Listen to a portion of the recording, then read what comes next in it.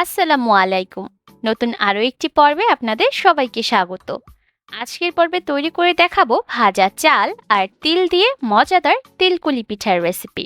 এই পিঠাগুলো তৈরি করার পর অনেক বেশি মুচমুচে হয়, যার কারণে পিঠাগুলো খেতে বেশি ভালো লাগে। তাছাড়াও এই পিঠাগুলো তৈরি করে আপনারা অনেকদিন পর্যন্ত সংরক্ষণও করতে পারবেন। খুব সহজে পিঠার রেসিপিটা তৈরি করে দেখিয়েছি, আশা করছি আপনাদের সকলের কাছে রেসিপিটা ভালো লাগবে। পিঠাগুলো তৈরি করার জন্য আমি এখানে নিয়েছি 1 কাপ চাল। আপনারা চাইলে মোটা বা চিকন যে কোনো টাইপের চাল ব্যবহার করে এই রেসিপিটা করতে পারেন। এবার এই চালগুলোকে আমি একটা সাইডে রেখে দিচ্ছি। আর আরো একটা বাটির মধ্যে নিলাম 3/4 কাপ তিল। আর দেখে নিশ্চয়ই বুঝতে পারছেন তিলগুলোর কিন্তু খোসা ছাড়িয়ে নিয়েছি। কিভাবে খুব সহজে তিলের খোসা ছাড়িয়ে নেওয়া যায় তার একটা ভিডিও আমার চ্যানেলে অলরেডি আপলোড করা আছে। আমি ডেসক্রিপশন বক্সে লিংক দিয়ে রাখবো, আপনারা চাইলে দেখে নিতে পারবেন। এবার আরো একটা বাটির মধ্যে নিলাম 2 কাপ পরিমাপে চালের গুঁড়া। অবশ্যই চেষ্টা করবেন এই পিঠাগুলো চালের গুঁড়া দিয়ে তৈরি করতে। চালের গুঁড়া দিয়ে পিঠাগুলো তৈরি করলে অনেক বেশি মুচমুচে হয় আর অনেকদিন পর্যন্ত সংরক্ষণ করা যায়। এবার চলে যাচ্ছি মূল রান্নায়। তার জন্য চুলায় একটা প্যান বসিয়ে দিয়েছি আর এর মধ্যে দিয়ে দিলাম চাল। আমি অর্ধেকটা নিয়ে নিয়েছি, বাকি অর্ধেকটা পরে ভেজে নিব। আর চুলার আঁচ মিডিয়াম হাই হিটে রেখে এবার এই চালগুলোকে ভেজে নিতে হবে। চালগুলোকে অনবরত নেড়েচেড়ে ভাজতে হবে। চুলার আঁচ মিডিয়াম হাই হিটে রেখে 7 থেকে 8 মিনিটের মতো ভাজলেই দেখবেন চালগুলোও ভাজা হয়ে যাবে আর এর মধ্যে সুন্দর একটা লালচে রং চলে আসবে। তবে কোনোভাবেই কিন্তু চালগুলো ভাজতে ভাজতে পুড়িয়ে ফেলা যাবে না, তাহলে কিন্তু পিঠাগুলো খেতে তেমন একটা ভালো লাগবে না। যখন চালগুলো ভাজা হয়ে যাবে দেখবেন এর থেকে সুন্দর একটা ঘ্রাণ বের হয়েছে, সেই সাথে এর রংটাও পরিবর্তন হয়ে গেছে। ঠিক সেই পর্যায়ে এই চালগুলোকে চুলা থেকে নামিয়ে নিয়েছি। চালগুলোকে ভেজে নেওয়া হয়ে গেলে এবার তিল ভেজে নিব। তার জন্য চুলায় একটা প্যান বসিয়ে দিয়েছি আর এর মধ্যে তিলগুলোকে দিয়ে দিলাম। আর তিলগুলো ভাজার ক্ষেত্রে অবশ্যই চুলার আঁচটাকে একদম লো হিটে রাখতে হবে, তা না হলে কিন্তু তিলগুলো পুড়ে যেতে পারে। কারণ তিলগুলো কিন্তু বেশ অনেকটাই পাতলা, যার কারণে চুলার আঁচ বাড়িয়ে যদি তিলগুলোকে ভাজেন তাহলে তিলগুলো পুড়ে যেতে পারে। চুলার আঁচ একদম লো হিটে রেখে 4 থেকে 5 মিনিটের মতো ভাজলেই দেখবেন তিলগুলো ভাজা হয়ে যাবে আর এর থেকে সুন্দর একটা ঘ্রাণ বের হবে। ঠিক সেই পর্যায়ে এই তিলগুলোকে আমি চুলা থেকে নামিয়ে নিব। তিলগুলোকে চুলা থেকে নামিয়ে নেওয়া হয়ে গেলে এবার ভাজা চাল আর তিল দুইটা মিলিয়ে একসাথে গুঁড়া করে নিতে হবে। কোনোভাবে কিন্তু তিলটাকে আলাদা গুঁড়া করতে যাবেন না, তাহলে দেখা যাবে তিলগুলো জমাট বেঁধে যাবে। তাই চাল ভাজা আর তিল দুইটাকে একসাথে মিলিয়ে তারপর এই গুঁড়াটাকে করে নিতে হবে। এবার চলে যাচ্ছি পুলি পিঠার জন্য পুর তৈরি করতে। পুর তৈরি করার জন্য চুলা একটা প্যান বসিয়ে এর মধ্যে দিলাম 1 কাপ গুড়। আমি পাটালি গুড় ব্যবহার করেছি, আপনারা চাইলে খেজুর গুঁড়ো ব্যবহার করতে পারেন। সেই সাথে দিলাম 1 কাপ পরিমাপে নারিকেল কোড়া। এবার চুলার আঁচ মিডিয়াম হিটে রেখে এই দুইটাকে একসাথে নেড়েচেড়ে মিক্স করে নিচ্ছি। কোনোভাবে চুলার আঁচ বাড়িয়ে রাখবেন না, তাহলে দেখা যাবে এই নারিকেলগুলো পুড়ে যেতে পারে। মিডিয়াম হিটে অনবরত নেড়েচেড়ে রান্না করলেই দেখবেন এই গুড়টা গলে গিয়ে একটা পানি বের হবে। আর যখনই দেখা যাবে গুড়টা গলে গিয়ে পানি বের হয়েছে, ঠিক সেই পর্যায়ে এর মধ্যে তিল আর চালের গুঁড়া দিয়ে দিতে হবে। দেওয়া হয়ে গেলে মিক্স করে নিচ্ছি। যেহেতু চালের গুঁড়া আর তিল ভাজার সময় কোনো লবণ ব্যবহার করিনি, তাই আমি এই পর্যায়ে 1 চা চামচের মতো লবণ দিয়ে দিলাম। আপনারা আপনাদের স্বাদ অনুযায়ী লবণটা বাড়িয়ে কমিয়ে নিতে পারবেন। এবার সবকিছুকে একসাথে নেড়েচেড়ে মিক্স করে নিলেই কিন্তু পুরটা একদম রেডি হয়ে যাবে। যেহেতু চাল আর তিল আগেই ভেজে নিয়েছি, তাই এই পুরটা রান্না হতে কিন্তু খুব বেশি একটা সময় লাগবে না। 3-4 মিনিট ভেজে নিলেই দেখবেন এই পুরটা অনেকটা আঠালো হয়ে এসেছে। আর ঠিক সেই পর্যায়ে এই পুরটাকে চুলা থেকে নামিয়ে নিতে হবে। এবার এই পুরটাকে চুলা থেকে নামিয়ে আমি ঠান্ডা করে নিব। এবার পিঠা তৈরি করার জন্য চালের গুঁড়ার কাই তৈরি করব। তার জন্য হাঁড়ির মধ্যে নিলাম 2 কাপ পানি। যেহেতু 2 কাপ চাল ব্যবহার করেছি তাই 2 কাপ পানি নিয়ে নিলাম। দিয়ে দিলাম 1 চা চামচ লবণ। এবার পানির মধ্যে যখন খুব ভালোভাবে একটা বলক উঠে আসবে তখন চালের গুঁড়াগুলোকে সুন্দর করে সমান করে দিয়ে দিলাম।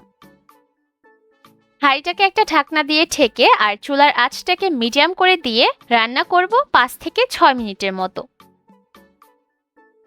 5 মিনিট পর ঢাকনাটাকে খুলে দিলাম আর একটা চামচের সাহায্যে চালের গুঁড়ার জায়গায় জায়গায় গর্ত করে দিচ্ছি। এতে করে যেই জায়গায় চালের গুঁড়াটা একটু বেশি পরিমাণে আছে সেই চালের গুঁড়াগুলো খুব সুন্দরভাবে সিদ্ধ হয়ে যাবে। আমি জায়গায় জায়গায় একটু করে গর্ত করে দিচ্ছি, এতে করে প্রতিটা জায়গা থেকেই চালের গুঁড়াগুলো খুব সুন্দরভাবে সিদ্ধ হওয়ার সুযোগ পাবে। এবার হাঁড়িটাকে আবারও ঢাকনা দিয়ে ঢেকে দিব আর চুলার আঁচটাকে একদম লো করে দিব যতক্ষণ না পর্যন্ত চালের পানিটা পুরোপুরি টেনে যায়। এর মধ্যে কিন্তু পানি পুরোপুরি টেনে গিয়েছে। এবার এই চালের গুঁড়াগুলোকে চামচ দিয়ে খুব ভালোভাবে নেড়েচেড়ে মিক্স করে নিচ্ছি। অবশ্যই খুব ভালোভাবে পানিটাকে টানিয়ে নিয়ে তারপর চালের গুঁড়াটাকে হাঁড়ি থেকে নামিয়ে নেবেন। চালের গুঁড়ার পানিটা কিন্তু এর মধ্যে খুব ভালোভাবে টেনে গিয়েছে আর চালের গুঁড়ার কাইটাও কিন্তু তৈরি হয়ে গেছে।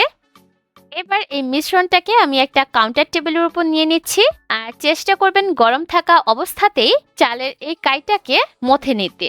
এই পর্যায়ে কিন্তু চালের গুঁড়ার কাইটা বেশ অনেকটাই গরম আছে, তাই আমি হাতটাকে ভালোভাবে ভিজিয়ে নিচ্ছি যাতে করে খুব সহজে এই কাইটাকে মথে নেওয়া যায়। এই পর্যায়ে কিন্তু চালের গুঁড়ার মধ্যে অনেকটা দানা দানা থাকে, তাই খুব ভালোভাবে মথে নিতে হবে যাতে করে চালের গুঁড়ার কায়ের মধ্যে কোনো দানাভাব না থাকে, তাহলে কিন্তু পিঠাগুলো ভালোভাবে তৈরি করা যাবে না। আর এই কাজটা অবশ্যই চালের গুঁড়ার কাইটা গরম থাকা অবস্থাতেই করতে হবে। ঠান্ডা হয়ে গেলে কিন্তু চালের গুঁড়ার কায়ের মধ্যে অনেকটা দানাদারের সৃষ্টি হবে, যার কারণে পিঠাগুলো তৈরি করতে সুবিধা হবে না। এই মতে কিন্তু স্মুথ একটা চালের গুঁড়ার কাই তৈরি করা হয়ে গেছে আর আপনারা স্ক্রিনে দেখে নিশ্চয়ই বুঝতে পারছেন এটা কিন্তু পারফেক্ট ভাবে তৈরি হয়েছে।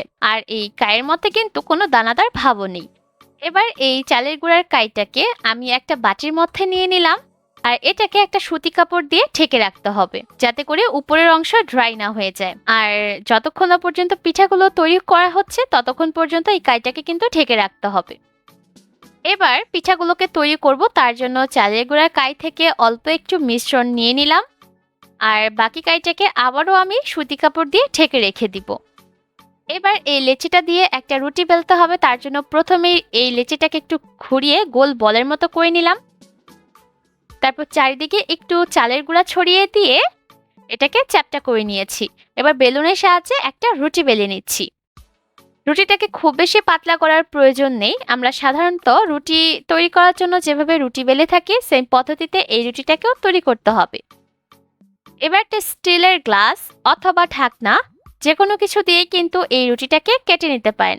আমি একটু ছোট সাইজের পুলি পিঠা তৈরি করব, তাই রুটিগুলোকে ছোট করে কেটে নিচ্ছি। আপনারা চাইলে কিন্তু বড় সাইজের পুলি পিঠাও তৈরি করতে পারেন, সেক্ষেত্রে এই রুটিগুলোকে বড় করে কেটে নিতে হবে।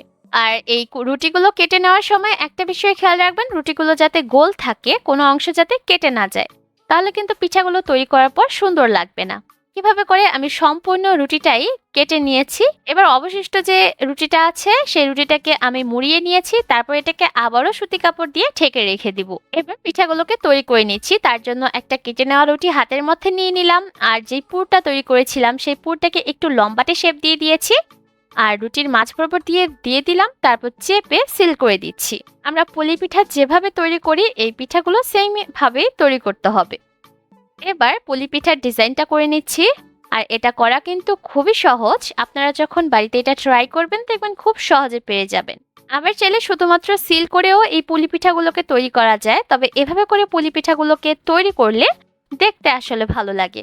এই যে দেখতে পাচ্ছেন এর মধ্যে কিন্তু একটা মিনি পুলি পিঠা তৈরি হয়ে গেল আর এটা দেখতে কিন্তু অনেকটা আকর্ষণীয় মনে হচ্ছে। একইভাবে করে আমি আরো একটা পুলি পিঠা তৈরি করে নিচ্ছি। আর পুলি পিঠাগুলো তৈরি করার সময় কিন্তু পিঠার ভিতরে পুরটা খুব বেশি পরিমাণে দিতে যাবেন না, তাহলে কিন্তু পিঠাটা ফেটে যেতে পারে। তাই পরিমাণ মতো পুর দিয়ে এই পিঠাগুলোকে মুড়িয়ে নিতে হবে। একইভাবে করে আমি সবগুলো পিঠাই তৈরি করে নিব। এই যে দেখতে পাচ্ছেন এর মধ্যে কিন্তু সবগুলো পুলি পিঠা তৈরি করা হয়ে গেছে। এবার চলে যাচ্ছি এগুলোকে ভাজতে। পুলি পিঠাগুলোকে ভাজার জন্য তেলটাকে খুব ভালোভাবে গরম করে নিতে হবে, তারপর তেলের মধ্যে পিঠাগুলোকে ছেড়ে দিতে হবে। এই পর্যায়ে কিন্তু অবশ্যই তেলটা ভালোভাবে গরম করে নেবেন। ঠান্ডা তেলে যদি পিঠাগুলোকে ছাড়েন তাহলে পিঠাগুলো ফেটে যেতে পারে বা পুরটা বাইরে বের হয়ে যেতে পারে।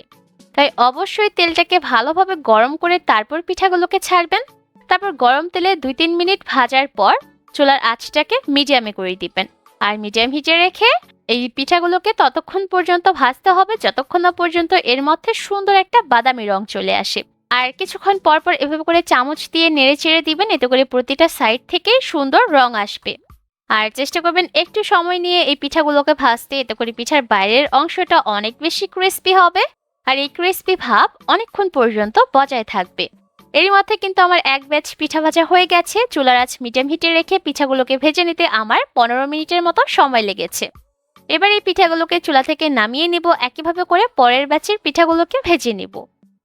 চালের গুঁড়া আর তিল দিয়ে তৈরি করে নেওয়া এই পিঠাগুলো খেতে এত বেশি টেস্টি যে আপনারা বাড়িতে ট্রাই না করলে বুঝতে পারবেন না।